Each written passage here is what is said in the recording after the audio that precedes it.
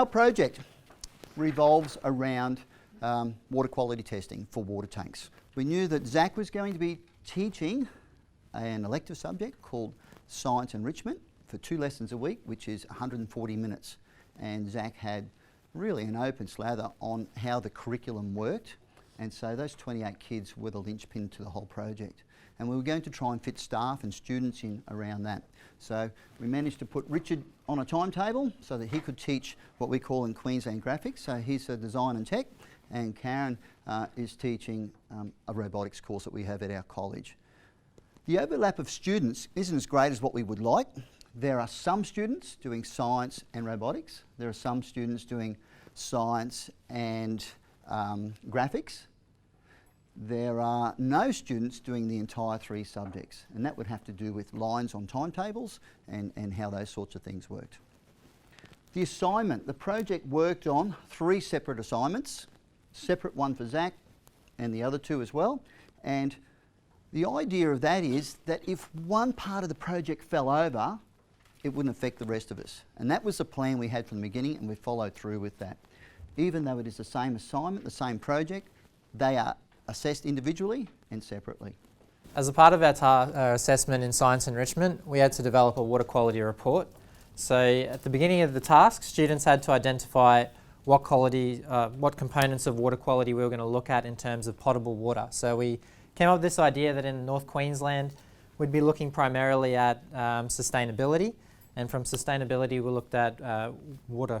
And so we teamed up with the local Brinsmead facility, that's our local water treatment catchment, and they gave us some guidelines on what they use in their water quality treatment plants.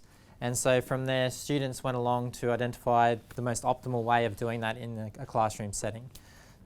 Inquiry skills, obviously that was pretty intrinsic when it came to the projects. After they'd gone through and identified what equipment they were going to be using, it went a bit further to identify, or it came up to them to analyse in what order they were going to conduct each task. So they had free rein in terms of when they were going to implement their flocculants, when they were to assess their pH.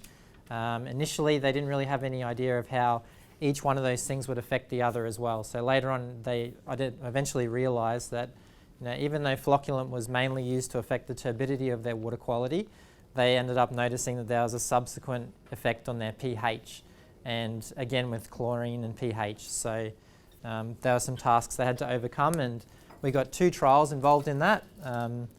First trial, we used a really dirty water sample because we hadn't quite been to the Brinsmead facility yet. There wasn't that link established, and we didn't really know. It was quite difficult to find anyway for the drinking guidelines on what was potable water.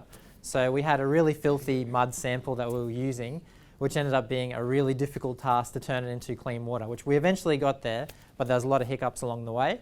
The intention was to create potable water, which is drinking water from unpotable water, and they had to submit a report based on 2 trials and discuss how each component of water quality would be affected by different additive solutions. So it wasn't so much on tell me everything you know about water quality. The emphasis was more on how does this component of water quality link to that? What are the effects? Can you explain the effects of those components? Student reflection was kind of mixed. We found that a lot of the students that picked science enrichment, because it's such an open plan, they were generally only interested in the science component. So at the end of the course, because we finished a little earlier than the other groups, we went through and tried implementing some of the graphics components into the science enrichment class, and they were not keen on that at all. They were very against learning anything to do with graphics and against anything to do with robotics. It was a really engaging task. It was great being able to interact with the Brinsmead water facility so that they got to see what happens on a much larger scale, and it was really good to see that some of the stuff that we had found in our research and they had initially tried in their experiment had already been happening at the facility, and so there was that overlap that they could ask those questions about. So when it came to turbidity, the professionals did laugh at us from using something about 400 NTU, but they at least got to understand what was a more appropriate form. So it was a really great task, we thought, at least for the science component. What we did in robotics was we looked at our Arduinos and how they work and how they operate, how we can attach them to sensors and then use that to get a water sample and work out the pH of water. The students had to ensure that the pH was represented clearly, so we gave them the scenario that they would be sort of putting this on a water tank, which incorporated the other projects, and that somehow a farmer would have to come up to it and see if the water's pH was at a neutral level.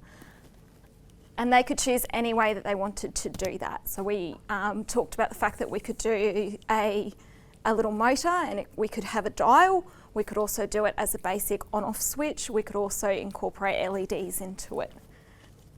So the students used the DDE cycle, which is the design, develop, evaluate cycle within the technologies curriculum within their project. They had to first look at what they would, they had to first sketch out what their design could look like.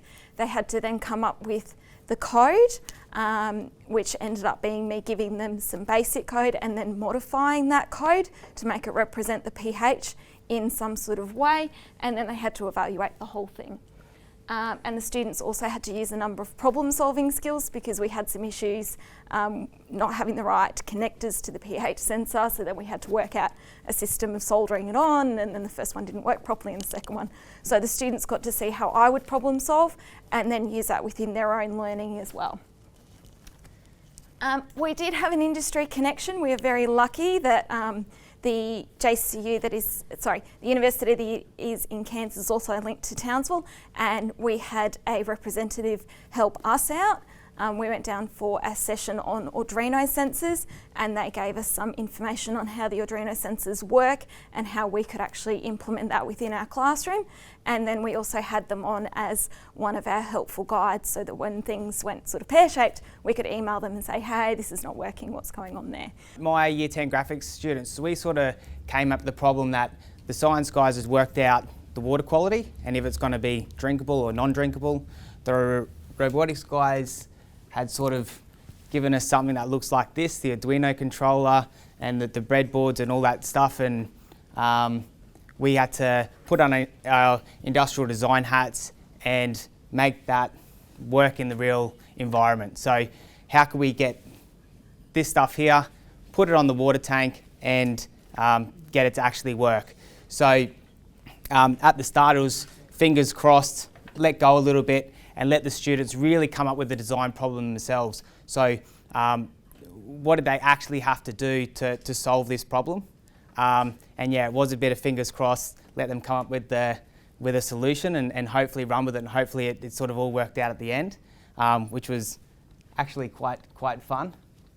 So yeah, the end idea, I sort of wanted them to design and develop an enclosure that they could put all the Arduino controller and the probes in the water tank and have it as an actual working prototype at the end.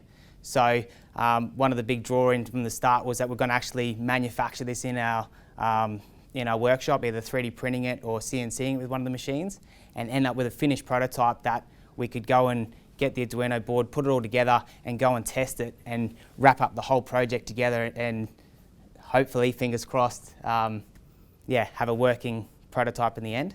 It was the first time that the students had really been exposed to an overall design process, starting with a design problem, working their way through it and coming up with a finished solution at the end.